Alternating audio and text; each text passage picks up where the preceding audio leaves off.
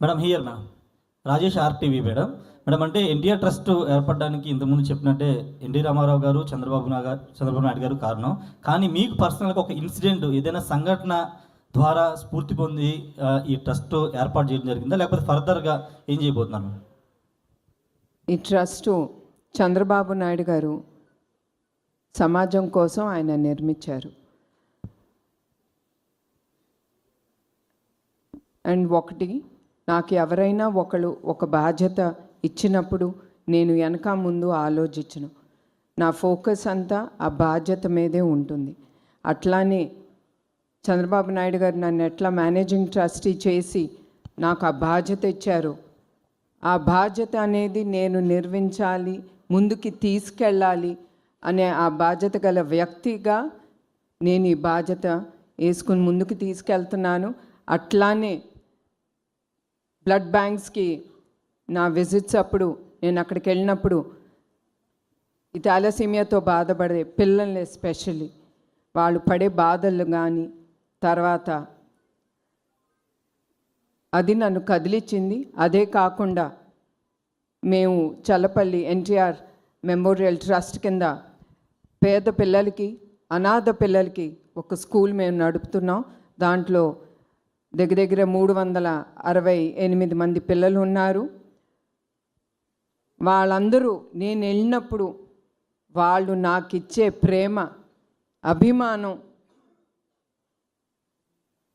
That is the one which is making me go forward. ఇంకా ఏదో నేను చెయ్యాలి, వాళ్ళ ముఖంలో ఆ సంతోషం అనేది చూడాలని ఆ ధ్యాసతోనే నేను ఈ సేవా కార్యక్రమాలు ఇంకా ముందుకు తీసుకెళ్తున్నాను. తమన్ గారు మీకు క్వశ్చన్, మీరు బాలయ్య గారితో వరుసనే అఖండ, మా వీరసింహారెడ్డి, తర్వాత భగవంత్ కేసరి, రీసెంట్గా డాకు మహారాజ్, నెక్స్ట్ అఖండ 2, మళ్ళీ గోపిచంద్ మల్లేని గారి ప్రాజెక్ట్స్ ఉన్నాయి. మీరు ఎస్ఎస్ తమన్ కాస్త నందమూరి తమన్ అయిపోయారు. అదేమన్నా కొంత ప్రెషర్ అనిపిస్తుందా? ఎందుకంటే ఇంకా ఎక్స్పెక్టేషన్స్ ఎక్కువ ఉంటాయి ప్రతి సినిమాకి. అదేమన్నా ప్రెషర్ అనిపిస్తుందా? ప్రెషర్గా తీసుకుంటే ప్రెషర్, బట్ అది ప్లెజర్ కూడా ఇస్తుంది కదా. So it's okay, it's balance. మన హెడ్లో ఎలా తీసుకుంటాం అనే బట్ట. So I'm balancing it nice. Madam ఈ క్యాన్సర్ హాస్పిటల్కి సంబంధించి హైదరాబాద్లో పేషెంట్లు ఎక్కువ మంది వస్తున్నారు.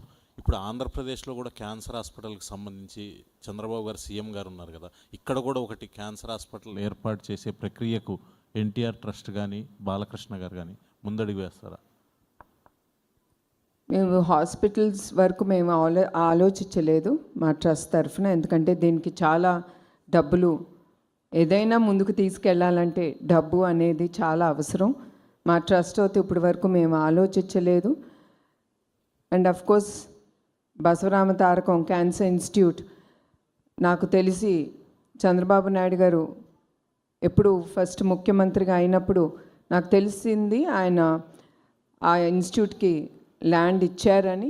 తప్పకుండా నేను అనుకుంటున్నాను బాలకృష్ణ గారు ఆ క్యాన్సర్ ఇన్స్టిట్యూట్ ఇక్కడ ఆంధ్రప్రదేశ్లో కూడా ఆయన నిర్వహిస్తారని. మేడం ఇక్కడ 1 minute. చాలా ఓన్లీ తలసీమియా కాకుండా చాలామంది పిల్లలు చాలా సమస్యతో బాధపడుతున్నారు మేడం. మీరు తలసీమియాని ఎందుకు సెలెక్ట్ చేసుకున్నారు? ఈ థాలసీమియా అనేది మీకు చెప్పినట్టు చాలామంది ఆలోచన రాదు ప్రజలకి దట్ మనకి థాలసీమియా ఉందని. అది ఫస్ట్ మనకి ఊపిరి పీల్చుకోలేదా లేదా బ్లడ్ డ్రాప్ అవుతుంది ఎంత హెల్ప్ తీసుకున్నా అనుకున్నప్పుడు మనం వేరే టెస్టులు చేయించుకుంటాం. కానీ ప్రతి ఒక్కళ్ళు నేను కోరుతున్నాను, తప్పకుండా మీరు అందరూ ఇవన్నీ ఎదుర్కొనేటప్పుడు ఊపిరి కూడా తీసుకోలేని పరిస్థితికి వచ్చినప్పుడు మీరందరూ తప్పకుండా థాలసీమియాకి సెపరేట్ టెస్టులు ఉంటాయి, అవి మీరు తీసుకోవాలి.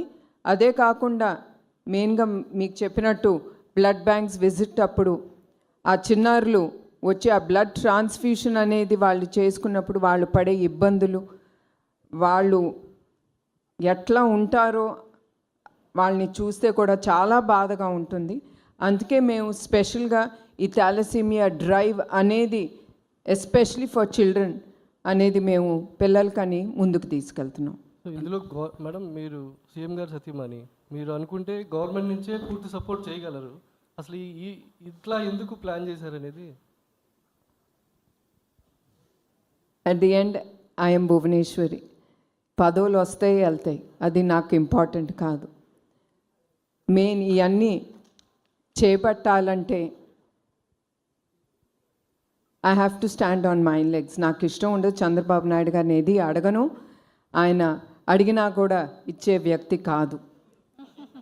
ఆయన ట్రస్ట్కి హెరిటేజ్ కంటే ఎమ్మటే ఆయన అనేది no, I will not give it. మీరు మీ కాళ్ళ మీద నిలబడి మీరు చేయండి.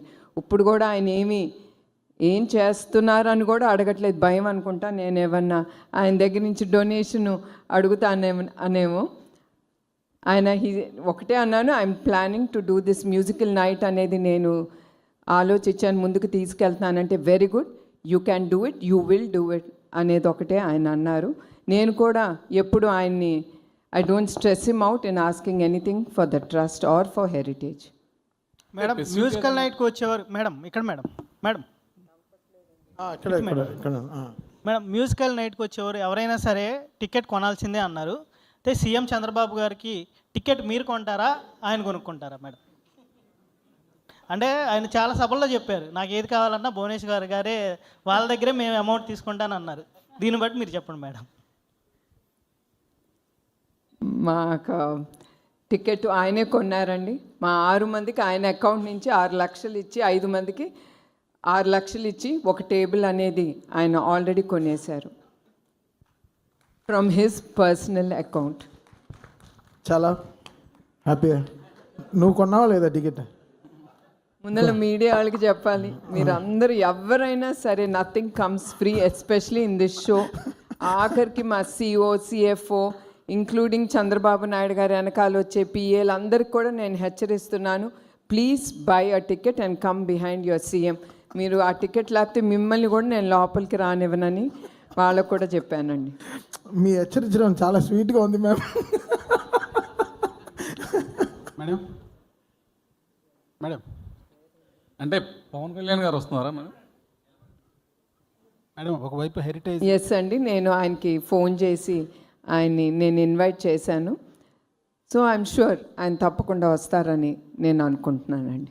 మేడం హెరిటేజ్, రెండోది ఎన్టీఆర్ ట్రస్ట్, మూడోది గృహిణిగా ఎలా బ్యాలెన్స్ చేయగలుగుతున్నారు మేడం?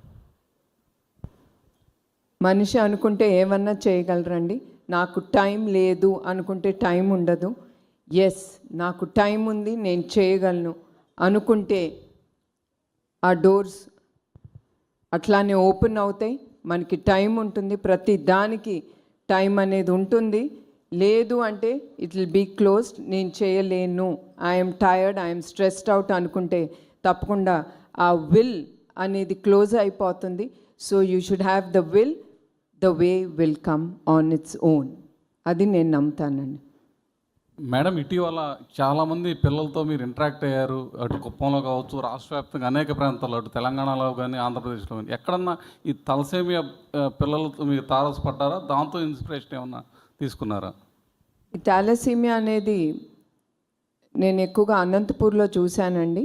ఇది తప్పకుండా అక్కడ కూడా అడిగారు, వాళ్ళకి తెలుసు మేము థాలసీమియా బ్లడ్ బ్యాంక్స్ అనేది మేము ముందుకు తీసుకెళ్తున్నాం, నడుపుతున్నామని. వాళ్ళు అక్కడ కూడా అడిగారు, కొంచెం థాలసీమియా పిల్లలు ఎక్కువ మంది ఉన్నారు ఇక్కడ బాధితులు, మీరేమన్నా వాళ్ళకి చేయండి అంటే తప్పకుండా వాళ్ళందరినీ అక్కడ హైదరాబాద్లో ఉన్న మా థాలసీమియా సెంటర్స్కి రమ్మని వాళ్ళని ఆహ్వానించాం. తప్పకుండా మేము అక్కడ కూడా పెట్టాలి ఈ థాలసీమియా సెంటర్ అనేది, తప్పకుండా ఆలోచన అనేది అయితే ఉందండి. తప్పకుండా ఎక్కడ అవసరమో, ఎక్కడ ఎక్కువ మంది పేషెంట్స్ ఉన్నారో, ఈ థాలసీమియాతో బాధపడుతున్న వ్యక్తులు ఉన్నారో అక్కడ తప్పకుండా ఈ సెంటర్స్ అనేది మేము ఓపెన్ చేస్తాం. మేడం అంటే సీనియర్ ఎన్టీ రామారావు గారు పుట్టిన నిమ్మకూరు గ్రామానికి సంబంధించిన విషయంలో ఏమైనా చేయబోతున్నారంటే, కొంత అక్కడ ప్రజలకు సంబంధించి కానీ లేకపోతే అక్కడ ఏమైనా డెవలప్మెంట్ చేయబోతున్నారు భవిష్యత్తులో నిమ్మకూరు గ్రామం? ఆల్రెడీ లోకేష్ ఆ నిమ్మకూరు గ్రామాన్ని ఆయన దత్తత తీసుకున్నాడు. చాలా చాలా కార్యక్రమాలు అక్కడ చేశారు.